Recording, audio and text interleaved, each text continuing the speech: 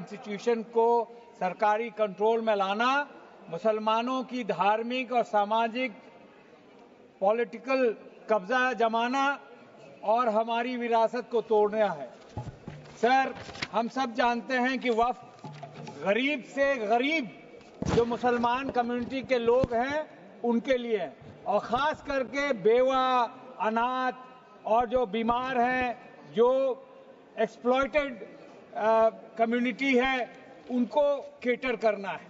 लेकिन मुझे अफसोस है सर कि ये सरकार वो ज़मीन हमसे कब्जा लेना चाहती है, और अफसोस की बात यह है कि आज जेडीयू, टीडीपी, एलजेपी ऐसे पार्टी उनका साथ दे रही है।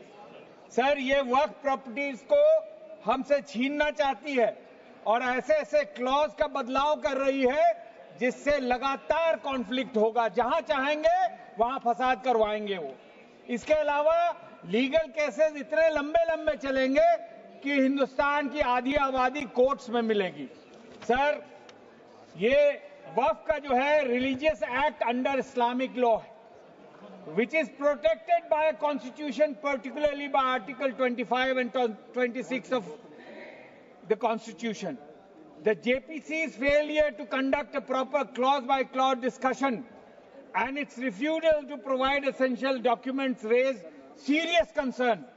मैं आपसे रिक्वेस्ट करना चाहता हूं कि इस बिल को स्क्रैप कर दिया जाए और फिर से अगर सही नीयत है इसको सुधार करने की तो इस पे विचार सब मुसलमान साथियों से लें। ये जीपीसी एक मौकरी था सर। 25 मीटिंग्स हुई जिसमें से लगभग 300 ऑर्गेनाइजेशन और 3000 लोगों को बुलाया गया। 120 घंटे की चर्चा हुई। अगर आप लोगों में बांटे तो 10 से 15 सेकंड मिला। बहुत लोगों को बुलाया गया जिससे बात तक नहीं हो पाई। 22 तारीख को आखिरी हमारा लखनऊ में था, वहां पे चर्चा हुई और चर्चा में यह कहा गया कि आप 10 दिन 15 दिन में आप जवाब दीजिए, लेकिन 2 दिन के बाद यहां पे आखिरी मीटिंग हुई। क्लॉज बाय क्लॉज हमें चर्चा करनी थी, लेकिन क्लॉज बाय क्लॉज चर्चा नहीं हुआ।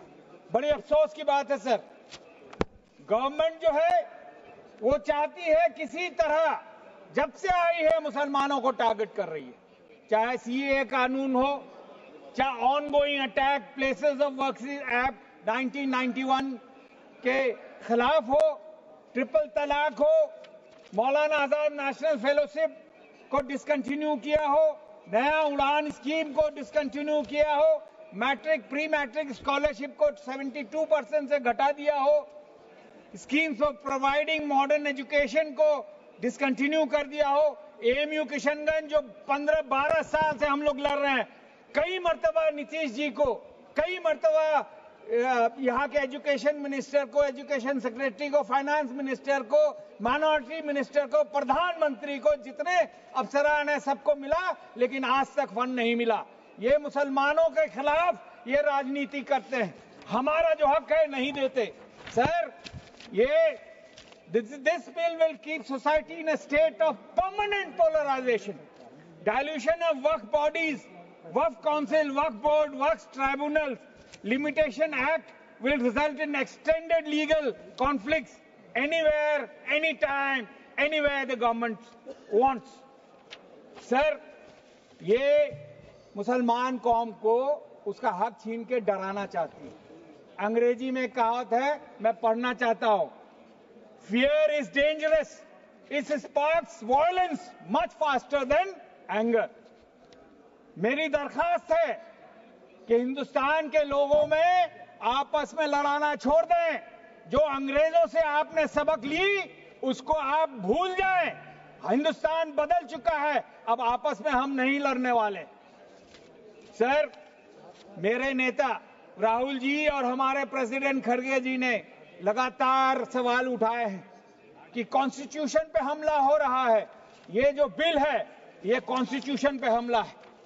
Right to equality article 14, right to freedom of religion article 25, right to establish manage religious institution article 26, ये सब का वायलेशन है और ये कर रही है। इसको रोकना हमारा फर्ज है सर। टुडे ये मुस्लिम को टारगेट करेंगे, कर रहे हैं।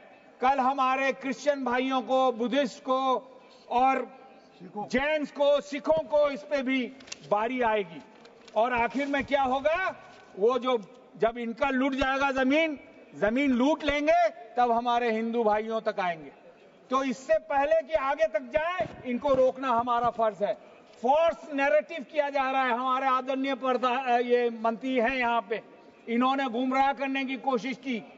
गोदी मीडिया, सोशल मीडिया के तहत ये लोगों में बताया जा रहा है कि कोई भी प्रॉपर्टी को वक्फ बता देता है।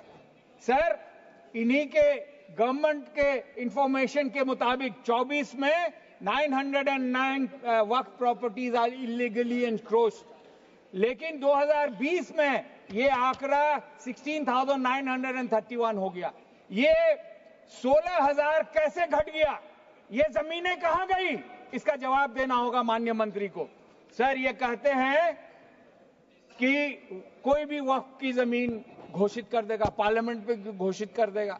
सर, मैं सलाम करता हूं यहां जब स्पीकर साहब आते हैं, लेकिन मैंने तो कभी क्लेम नहीं किया।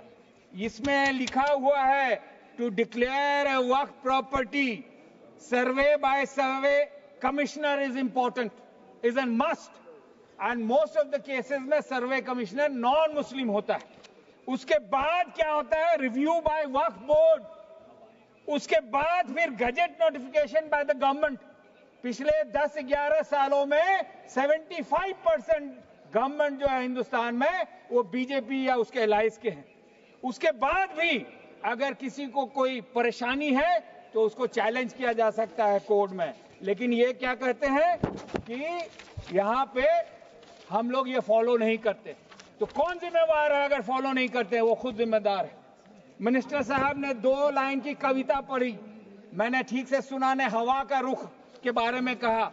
मैं सर ये कहना चाहता हूं कि मैं आज जद पे अगर हूं तो खुशगुमान ना हो, चिराग सबके बुझेंगे, हवा किसी की नहीं। ये मैं यकीन दिलाना चाहता हूं इनको कि आज अगर हवा इनके साथ है तो कल इसके खिलाफ भी होगा। सर, मुझे अफसोस है कि आदरणीय होम मंत्री यहाँ पे जो तकरीर कर रहे थे, जो उसमें जो घमंड उनसे दिख रहा था, वो भूल जाते हैं कि जो आज साहिब मसनद है वो कल ना होंगे, और वो कल जल्द ही आने वाला है जो उनकी मसनद छिन जाएगी उनसे। सर, मिनिस्टर साहब ने आज सुबह ही कहा था कि विमेन रिप्रेजेंटेशन देंगे। ये 1995 के बिल में है, और मैंने इंटरनेट में देखा कि सेंट्रल वक्फ काउंसिल में 2 लेडी मेंबर्स हैं, दराक्षान अंद्राबी, मुनव्वरी बेगम। फिर यूपी सुन्नी वक्फ बोर्ड में हमने देखा, वहां भी मिसेस साहिबा अहमद थी और तबस्सुम खान साहिबा थी।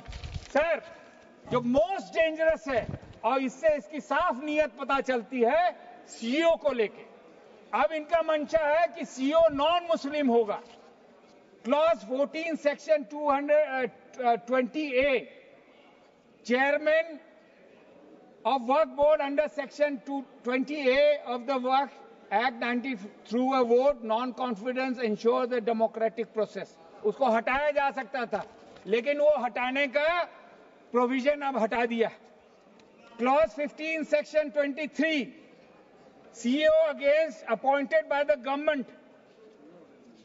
और आप देखेंगे sir, UP Kashi Vishwanath temple act, Tamil Nadu Hindu religious charitable endowment, Orissa Hindu religious endowment, ये जितने हैं, इसका जो भी मेंबर होगा, जो भी सीईओ होगा, वो हिंदू समाज से होगा।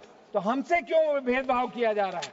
और सबसे खतरनाक ये है सर, क्लॉज नंबर 38 सेक्शन 100, इसमें है नो सूट और legal proceeding shall be against board और सीईओ। इसका मतलब यह है कि आप गड़बड़ी कीजिए, आपको कोई नहीं हटा सकता, आपका लीगल प्रोटेक्शन है। तो आप समझ सकते हैं क्या होगा सर। क्लॉज 26 सेक्शन 52A में पनिशमेंट जो था इंक्रोचर्स के लिए, sir I have got only 8 minutes, sir. I have another 3 minutes, 4 minutes. Sir, 2 minutes. Sir, punishment था non-bailable, rigorous imprisonment. अब क्या कर दिया? Plain imprisonment and सजा up to 2 years. आप जानते हैं कि अगर सजा 2 साल से 3 साल से कम हो तो बेलेबल है, उसी वक्त निकल जाता है। तो आदरणीय जो होम मिनिस्टर साहब कहते हैं कि प्रोटेक्शन देंगे, तो प्रोटेक्शन एनक्रोचेस। सर मेरा 2 मिनट और दीजिए सर। सर ये क्लॉज 40 सेक्शन 104 नॉन मुस्लिम्स को डोनेशन देने का इजाजत नहीं है। मैं आपको बताना चाहता हूं, यही 1-2 साल के अंदर 2 Muslim have donated land leading to 500-year-old temple in Kashmir. Muslim family in Bihar donated land worth 2.5 crore for Virat Hanuman Mandir. उसी तरह हिंदू सिस्टर्स 2 उत्तराखंड सर उत्तराखंड की 2 बहनों ने 1.5 करोड़ का ईदगाह में दान दिया। Hindus in Ayodhya donated to graveyard. Sir let me Iqra Chaudhary ji, माननीय श्री सर ये सरकार हिंदू विरोधी नहीं, ये पुअर विरोधी है और ये हिंदुस्तान के लोग कभी बर्दाश्त नहीं करेंगे। ये आप लिख लीजिए।